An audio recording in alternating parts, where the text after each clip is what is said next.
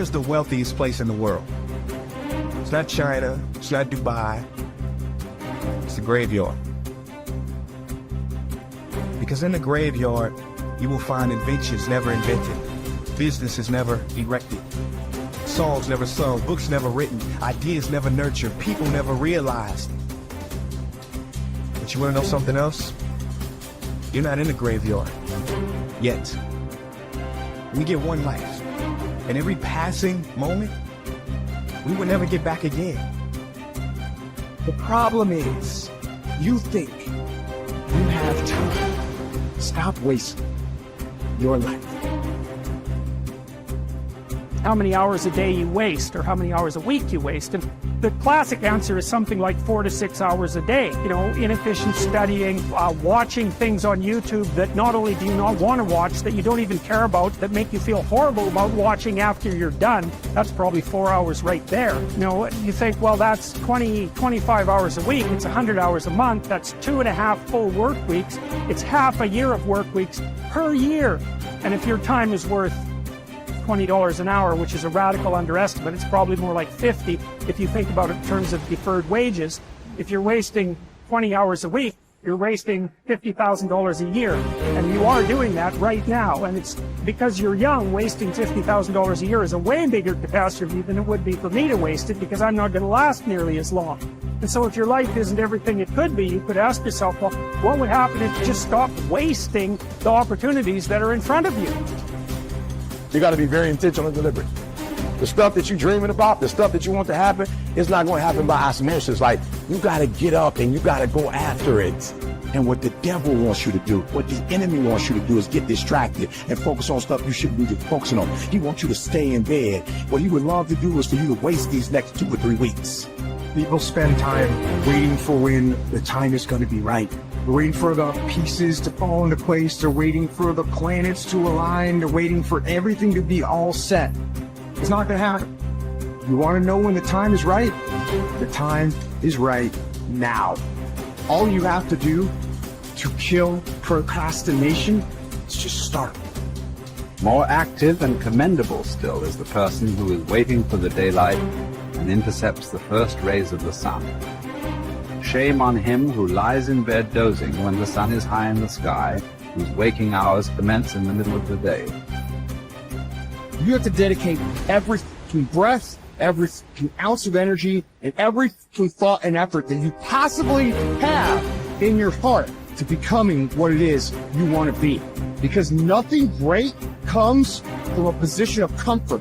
Everything worthwhile, everything that is great comes from being in a position of uncomfortable. Nothing worthwhile is easy to get. Everything's going to make you uncomfortable. Get used to it.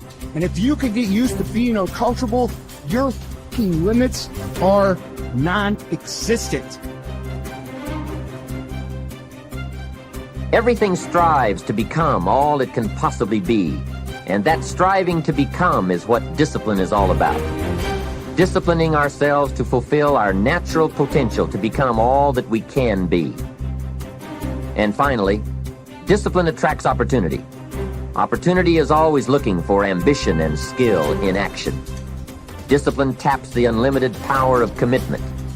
The human will in action, driven by inspiration, enticed by desire, tempered by reason, guided by intelligence, can bring you to that high and lofty place called the good life.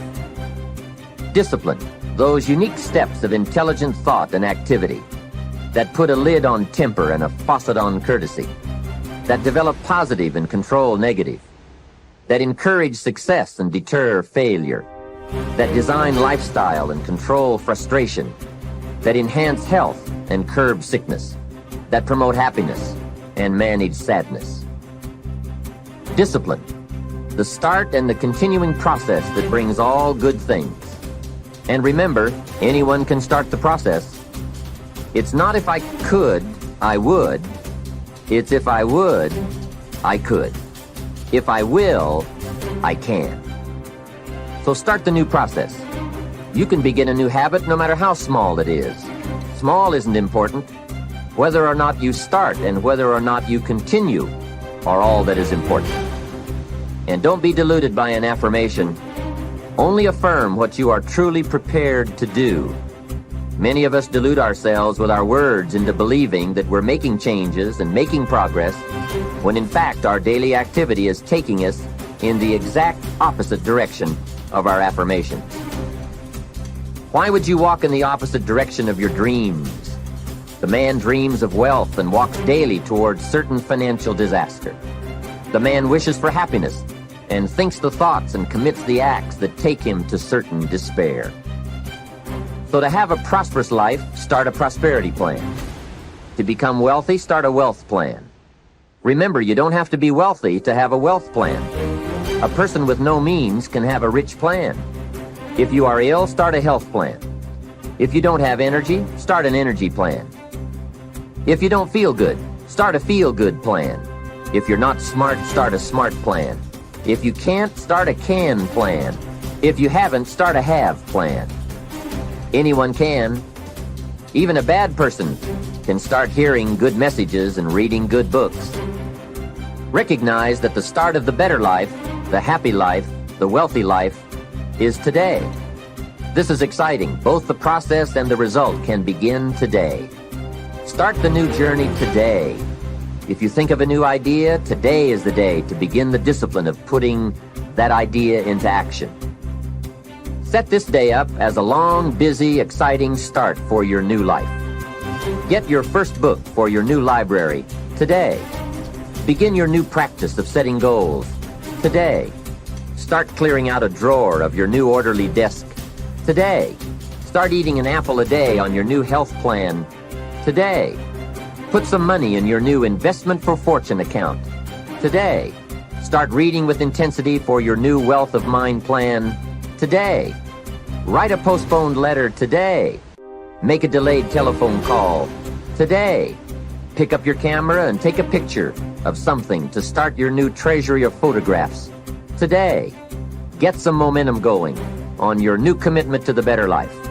See how many activities you can pile on in this first day. Go all out. Break away from the negative downward pull of gravity. Start the thrusters going. Prove to yourself that waiting is over, hoping is past, and that faith and action have now taken charge. It's a new day, a new beginning for your new life. With discipline, you can't believe the list of positive moves you can make in the first day of your new beginning. What have you got to lose? Only the despair and fear and guilt of the past. Only the dissatisfaction and unhappiness and lack of fulfillment of the past. Only the frustration and low self-esteem of the past. Don't let yourself forget how many doctors have died, furrowing their brows over how many deathbeds, how many astrologers after pompous forecasts about others' ends, how many philosophers after endless disquisitions on death and immortality, how many warriors after inflicting thousands of casualties themselves, how many tyrants after abusing the power of life and death atrociously, as if they were themselves immortal. How many whole cities have met their end? Haile, Pompeii, Herculaneum, and countless others. And all the ones you know yourself, one after another. One who laid out another for burial and was buried himself, and then the man who buried him, all in the same short space of time. In short, know this: human lives are brief and trivial.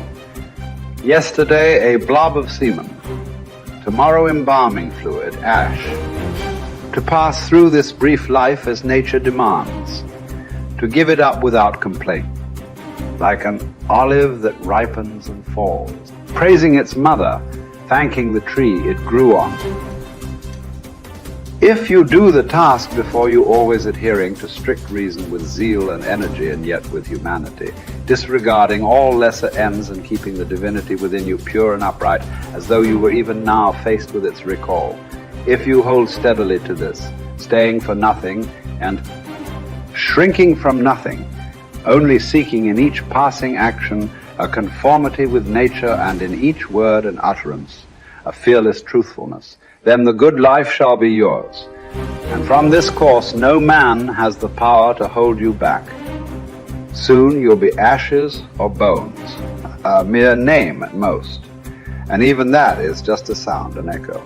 The things we want in life are empty, stale and trivial. Dogs snarling at each other, quarreling children, laughing and then bursting into tears a moment later. Trust, shame, justice, truth, gone from the earth and only found in heaven. Why are you still here? Sensory objects are shifting and unstable. Our senses dim and easily deceived. The soul itself a decoction of the blood. Fame in a world like this is worthless. And so, wait for it patiently, annihilation or metamorphosis. And until that time comes, what?